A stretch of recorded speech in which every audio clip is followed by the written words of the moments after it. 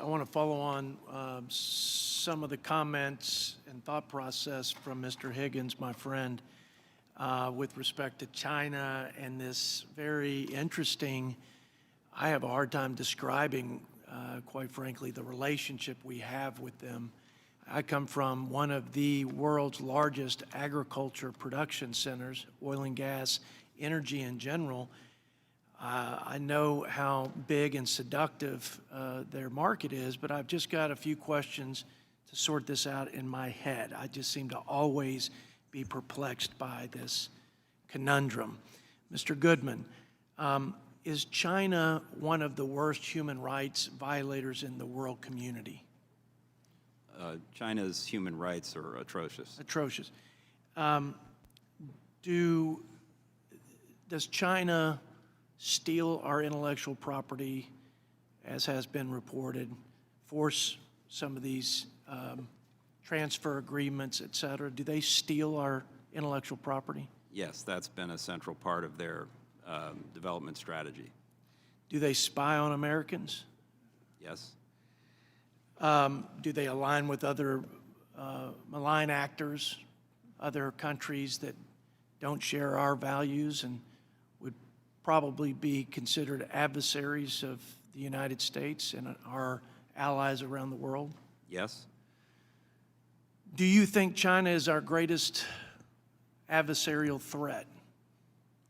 I think there's no question it's our biggest competitor and challenger, and in some cases an adversary that we could become enmeshed in serious problems with. And so it's it's a generational challenge. Are they a partner?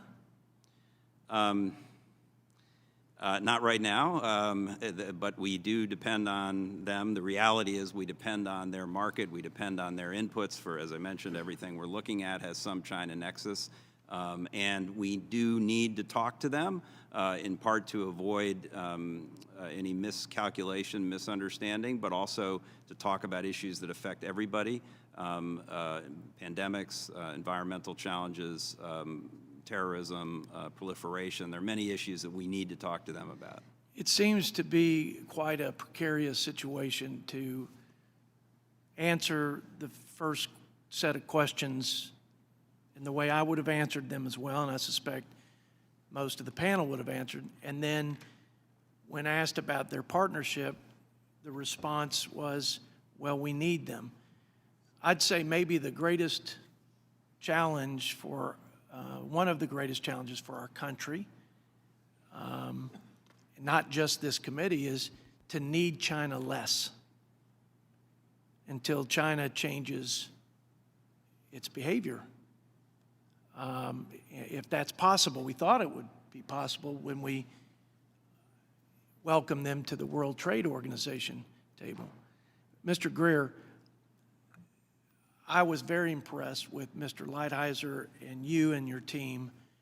I believe my Democrat colleagues are every bit as interested in continuing the good work we did with USMCA and having this free trade framework that we can then take throughout the world. We need to enforce it, and we need to replicate it, especially in the Indo-Pacific area, as has been discussed.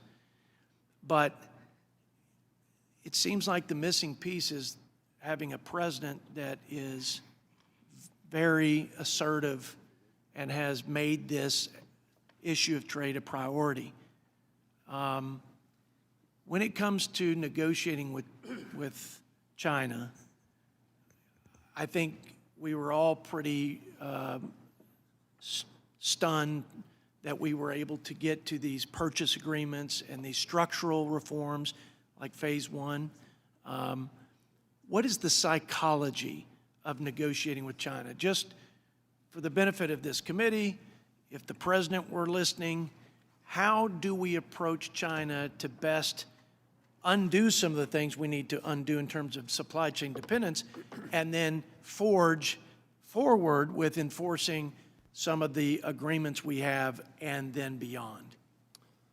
And then I yield back after your response. We have a saying in the United States where good fences make good neighbors. and I don't know if we'll ever be good neighbors with China, but we found that they really respected strong action and not as much hot rhetoric, right? I mean, I think sometimes we get those reversed. I think sometimes we pound our fist and decry things that deserve to be decried, but then we don't take action. I think actually the reverse works a lot better with the Chinese, is to be polite, be respectful, talk to them, consult with them, and take really strong action. They did not think that we were going to impose tariffs on them, and then we did. And then they didn't think we were going to do it again, and then we did. And then they came to the table.